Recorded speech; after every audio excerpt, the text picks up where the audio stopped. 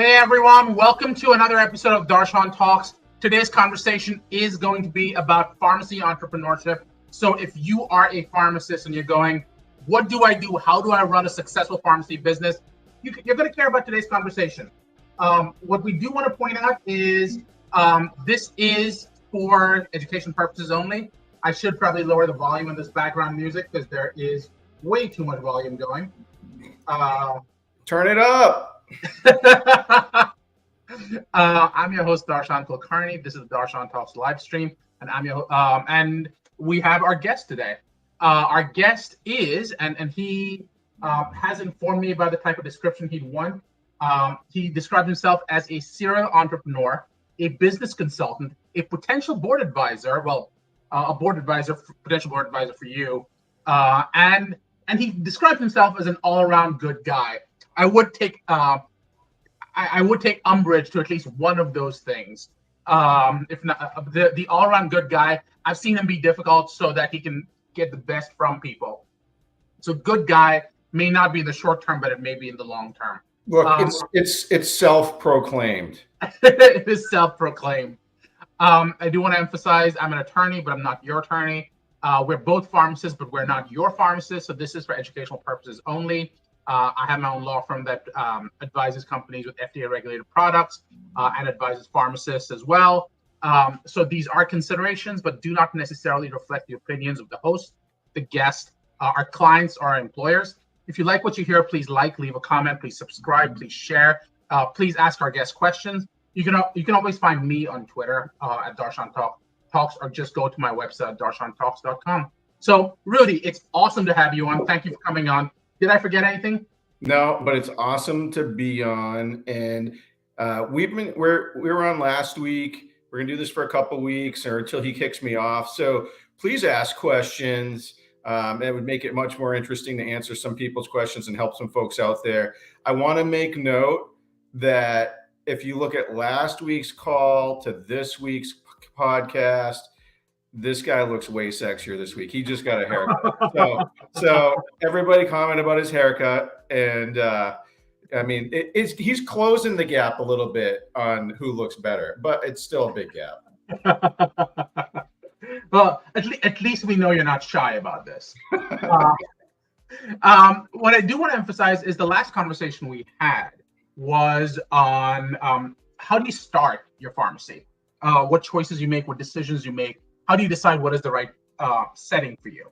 Today, what we want to focus on is, okay, you're in. How do you start making decisions? How do you create a successful entrepreneurial route? That's our goal for today. So let's start with the beginning, Rudy. When you got in, you said you came in as a how should we put this? As an employee initially, and then you found something that worked for you, and you came in hard and you started changing all the rules. Can you talk a little bit about that journey? How did people, if you were going to rank, what are the top 3 or 4 functions, business functions, you realized had the most impact that you had to change? Yeah, so let me think about that.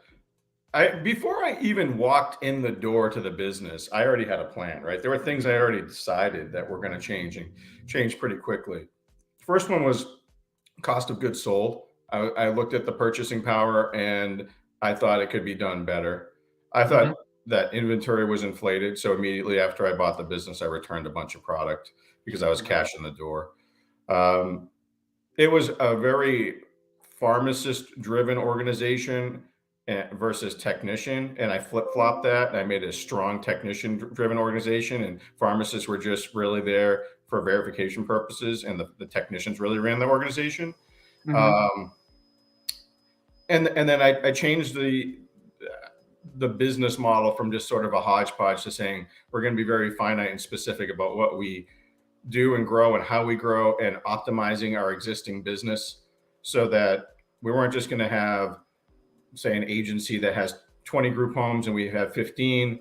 We're going to say, why aren't we doing all 20? So it was really, we already have a reputation with these 15. Why don't we have the rest?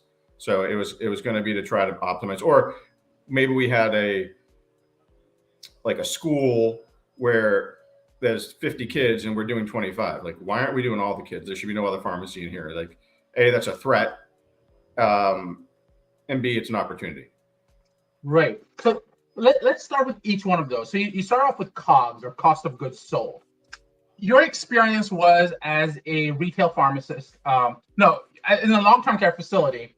But my experience usually is that pharmacists don't typically see what the appropriate COGS are. Like, what are the different elements to that? Did you have the unique opportunity of seeing that before you even got in, to understand what is an appropriate COGS? Yeah, I mean, when I did diligence, that was the first question I asked. I said, what are your cost of goods sold? What's your agreements with your wholesaler? I wanted to see all those things because I was going to be adopting them. And then I was already in a business, so I was able to see what they were leveraging, how they were buying. And then I used that to say, okay, I'm going to buy better. So I upset the apple cart there too, all about revolution. I came in with one wholesaler, and then I brought in another one, and then I brought in another one, and then they got a cease and desist. It was always fun times, but I just sort of fought my way through those things, and then in the end, I literally had at one point in time 7 different wholesalers, and we would run numbers against each other to try to optimize purchasing. So, don't most wholesalers insist that they be exclusive? Yeah, I had leverage, so I told them I wouldn't. I mean, it was really about, so, okay, do you want 50 grand or 100 grand a month, or do you want nothing? Right. So, and that was an easy decision. Yeah. So, and yeah, it was a fight, and there was sort of metrics that we had to meet sometimes, but you don't get anywhere by going the easy route. And the easy route is, PVAs. I'm probably going to get a phone call later from one of my wholesaler friends, but I think PVAs are garbage. Wait, what are PVAs? Explain that. Primary vendor agreements, where they essentially say you have to buy everything from them, or you give you like a small percentage you can buy off market, and you have to meet so much to get brand rebates. And I think all of that stuff is, it's necessary. They're doing the best they should for their own business, but I think that you should not accept things at face value and push back. So when you pushed back, what was the typical pushback on? We're just not going to work with you, or was it you're not going to get the best price, or what was it that you had to deal with? Yeah, sometimes like, oh, we can't give you that service that we give them. Like, I don't care about your service. I just want cost of goods. Like, or they're like, well, you're going to lose. Why don't you just give us everything, because you don't realize how much more you'll just save on generics. And I'm like, if I can't check generic prices across the board, then what's keeping you in check? And then there's other issues with shortages, right? So when you don't have a product, then you're paying a premium to get the product that they may have in stock, which may not be their preferred, or you don't have the product. And we're a volume business. I mean, we started as a decent sized business, but we grew into a real big juggernaut, and we used a lot of product. And for me, it was having the product when we need the product, even when short supplies. And I was literally doing the buying myself. I like it. It's something I would make sure I spent my time in the places that made money. That's where I would focus my energy. And I would be like on a plane heading out like somewhere like MHA convention or something. And I would literally be on the like wholesaler websites and like trying to text and message like the person that's doing the order that's screwing it up. And I'm like, no, don't order that, return that, take that off. So yeah, I was crazy, but it's funny. My buddy started a pharmacy, and he used to hate dealing with the order, and now he's like, I get why you were crazy about the order now that it's my dollar. Right. So what you pointed out was you really went in and you said, I don't want to be the primary. I don't want to deal with PVAs, as you put it. My question for you is, why is it okay when you say, like, you start off by saying, why do I have 50% of the business with this nursing home? Why can't I have 100% of their business? But when they were dealing with your wholesalers, you're like, I'm not going to give you 100% of my business. So why was it good enough for you, but not good enough for them? Well, I said I would give them 100% of the business if their prices were right. Okay. So if they were the cheapest on everything, they could have 100% of my business. Huh. Okay.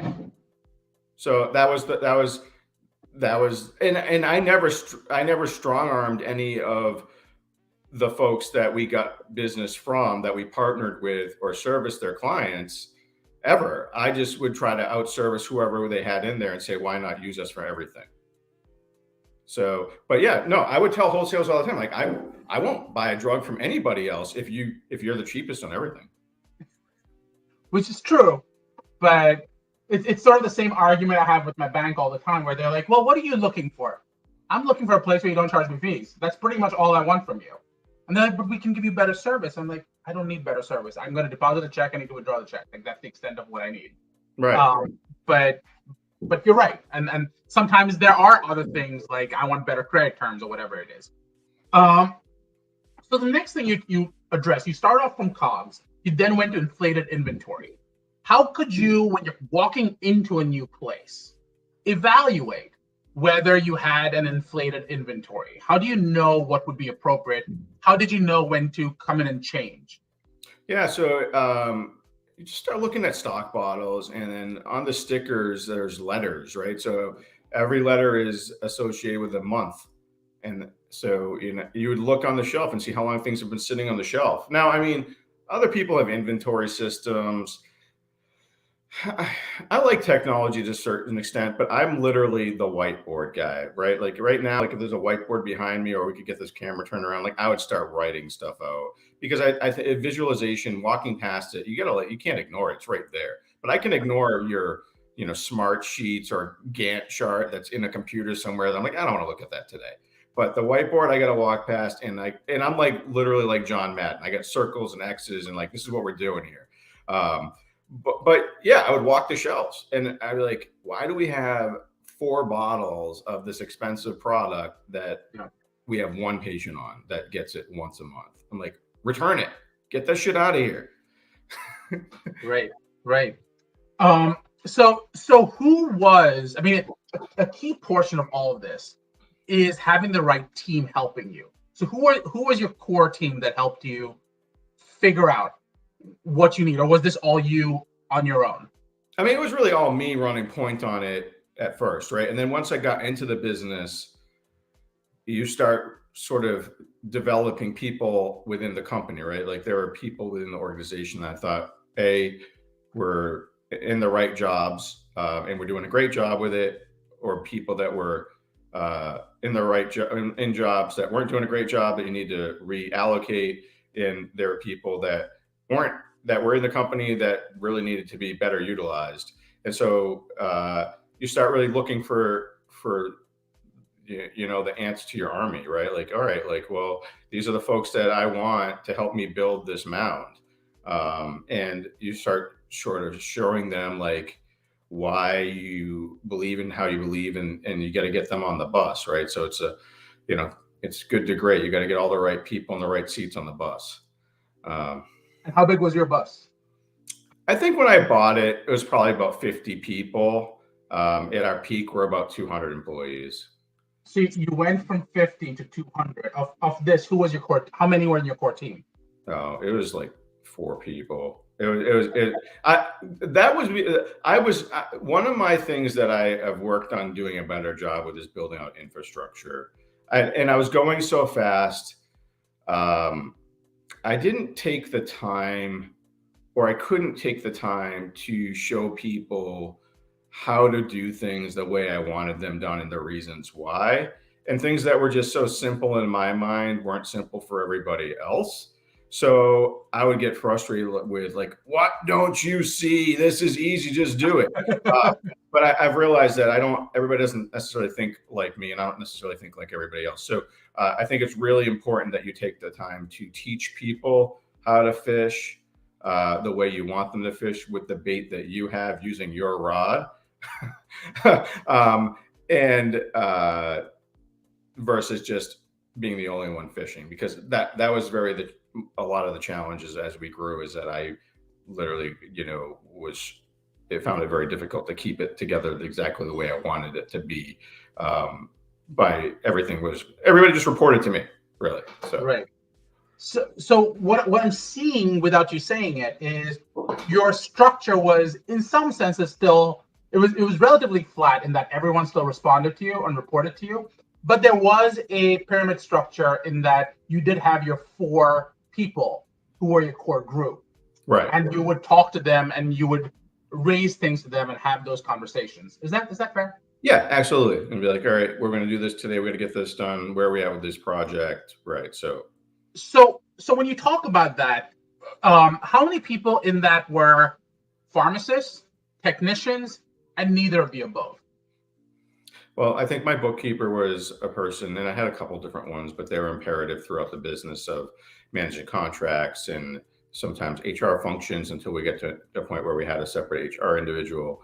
So they were key in the structure. I think that my pharmacy manager or operations manager was key. I think there were key technicians in each department. We'd had multiple departments and a technician would run each of the departments. They were key. And then we had some assistant operations folks that were pharmacists that were key as well on execution. So that's really interesting. So what you've described is there were pharmacists who were important and appropriately so, but there were a lot of non-pharmacists who were very important to your operation as well. Tremendously important. The technicians were literally the lifeblood of our organization. The drivers, the dispatchers, we had 45 delivery vehicles, 90 drivers, and those dispatchers getting the stuff out the door. And we were everything to everybody. So if somebody was like, we need a stat, whether it was good, bad, or indifferent, we might have 2 cars heading the same direction, a half hour apart, but that was the level of service that we wanted to give and provide. Right. So I guess my question for you is, as you start dealing with pharmacy associations, one of the things they make a very big deal about is that everything should be run through a pharmacist. The pharmacist is critical. And again, I'm not taking away from the importance of pharmacists. It's very, very important. But what I'm hearing you say is that to grow, just depending on pharmacists is going to become a liability. You need to be able to reach out to other skill sets, other tools. And what you pointed out in your case, the bookkeeper was very, very important. I think pharmacists are very critically important in certain roles and functions, but not all pharmacists are great business people or managers, right? And I ran into that with CVS, right? Just because you have this awesome staff pharmacist that would crank it out and get it done, you put them in a pharmacy manager role and they crumble because they don't necessarily function best as dealing with people. And it happens all the time in companies where they take a person that's doing an amazing job at what they're doing and they say, well, they should just take the next step and they should be in charge of all of these things. But they're just an amazing worker versus an amazing manager, right? So not every pharmacist in any business should have to be in that space, or they don't make great business decisions because their bend is extremely clinical, right? So they, maybe like somebody calls and they say, hey, we can't find the Risperdal Consta, and they're like, okay, we'll just send them another one. Well, that was just $1,200 that they just gave away for free, right? So, right. But they did the right thing for the customer and the right thing for the patient. But they could have said, look, all right, you know what? Let me call the insurance, get a lost med override, and then we can get you another one out the door, right? So there's ways to handle those things. So I think that having a myriad of different people is extremely important. And you got to assess where people's talents are and put them in those places that it makes sense. Right. So which takes us to the next piece, right? You said one of the key things you did, one of the big important big changes you made, was you went from being a pharmacist-driven organization to a tech-driven organization. You also mentioned the importance, for example, of your drivers that became the lifeblood, as you said. My question for you is, when you go from a 50-person organization to a 200-person organization, when you come in and take over someone else's 50% organization, there's a lot of fear on the part of the pharmacists, on the part of the technicians. They don't know what to expect. How did you deal with you coming in as a new owner, you de-emphasizing certain components and re-emphasizing other components. And what was the impact of that on turnover? Yeah, I think you got to be ready to accept that you're going to have some, there's going to be some waves, and it's going to be a little bit bumpy, and you're going to have some attrition, and you're going to have some people that step forward, and you just have to be ready for that. I think I went in and it was just before 4th of July weekend, and we were dramatically understaffed and had done zero preparation to be closed. And that like, I walked in and I was like, oh my goodness, like, what are we going to do here? So right. From then forward, it was really just a marathon, like a sprint for me to say, how do we get this place right as quickly as possible to the way I want it to be, so that I'm not stressing out about the business and, whatnot. So yeah, I think that,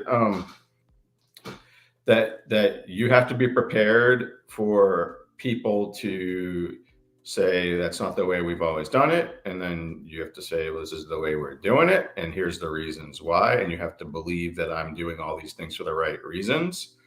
I'm not just doing them to make your life more difficult. And guess what? I have the biggest risk of everybody in here, right? I'm not doing all these things because it's not going to benefit the company. Right.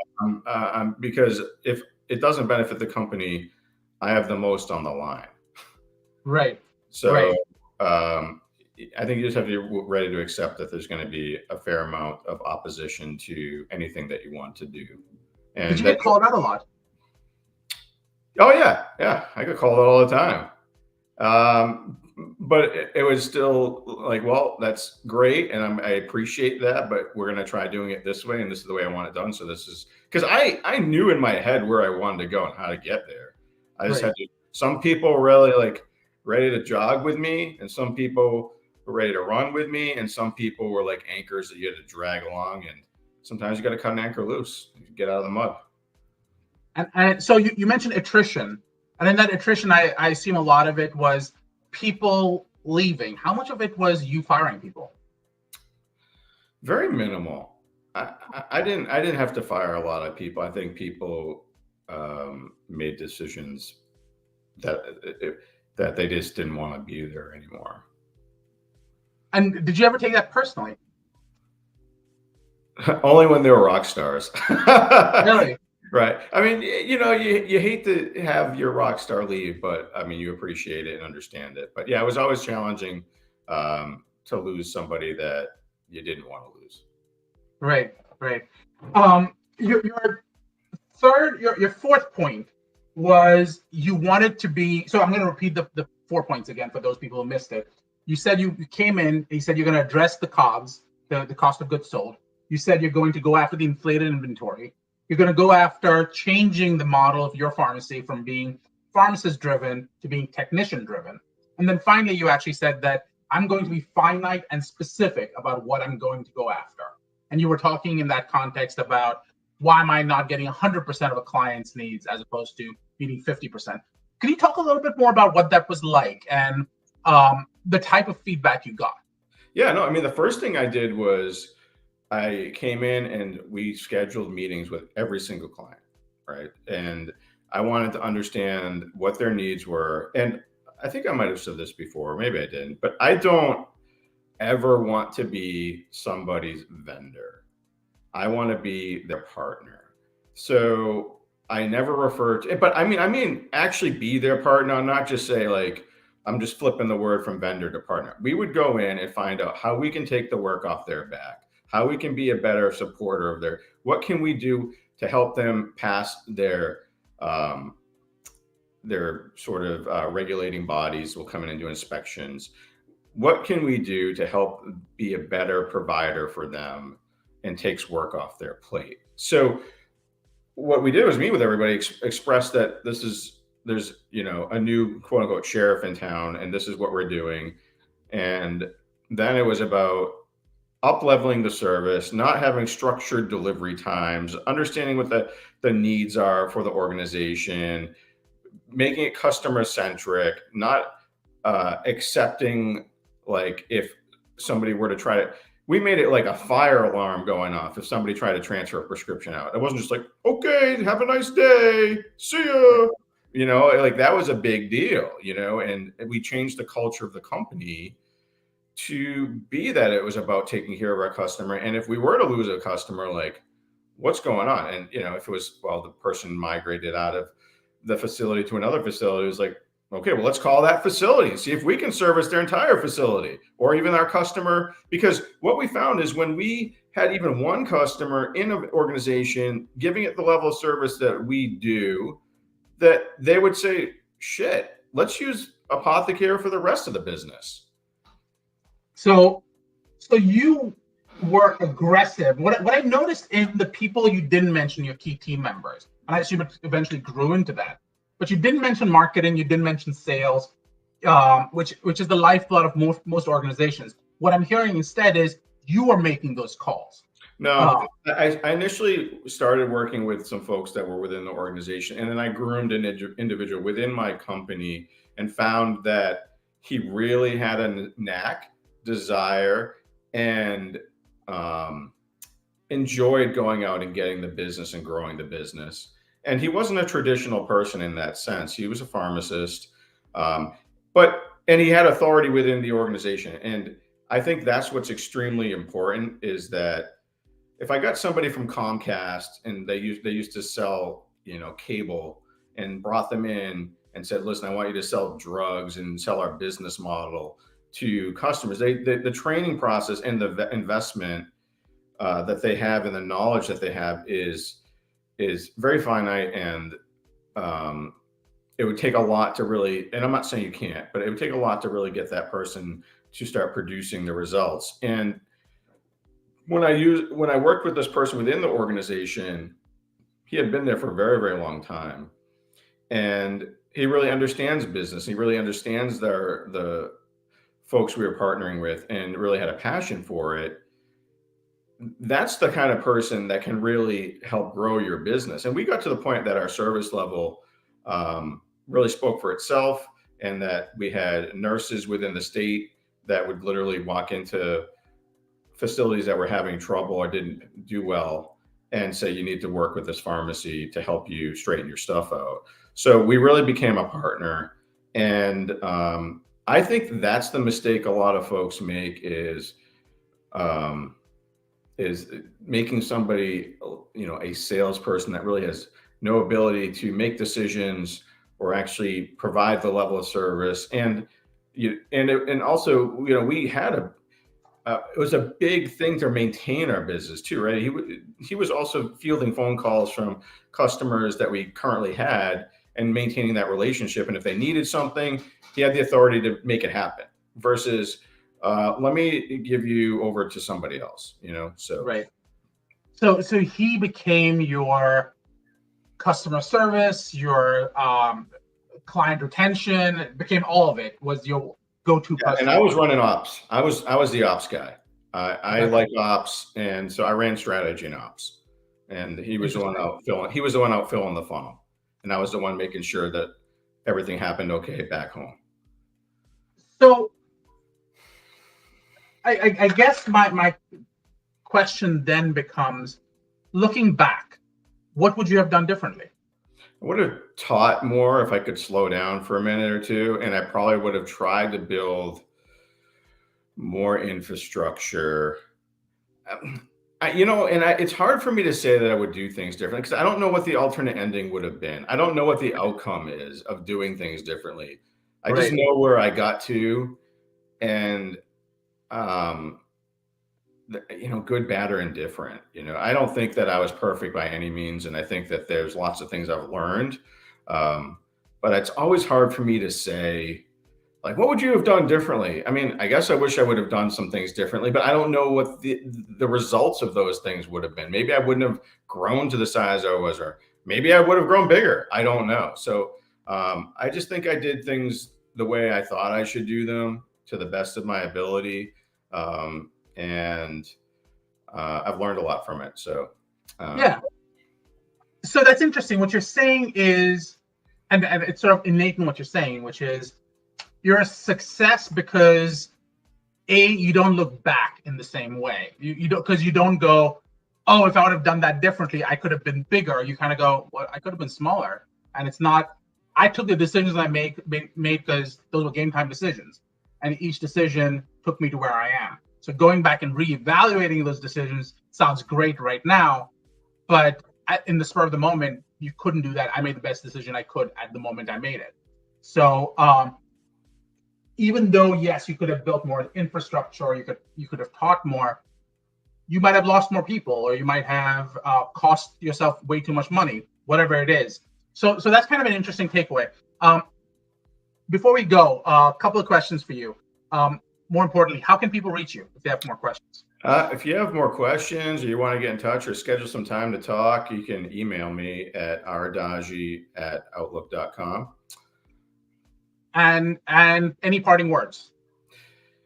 Yeah, I mean, I think that it's what we're doing out here as entrepreneurs is extremely important. It is the lifeblood of our society. And it is so easy in this day and age to be an entrepreneur and have a successful business if you do what you say you're going to do and give good customer service, because you can't get that right now, and you can't get it in big corporations. So I think more and more people need to take the plunge, drink the Kool-Aid, and go the route. So if you have questions, or you need some assistance, or you want some guidance, hit me up. Perfect. Awesome. Rudy, this was amazing having you on. Thank you again for coming on. Can't wait to have you on again for part 3. Part 3. Yeah.